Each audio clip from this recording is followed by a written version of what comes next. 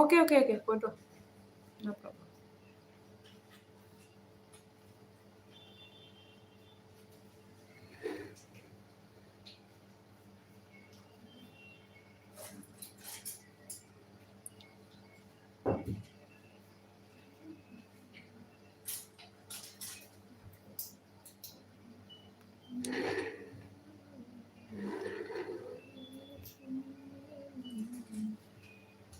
ചേച്ചി പോയിട്ട് വായോ എന്ന് പറയുന്നു.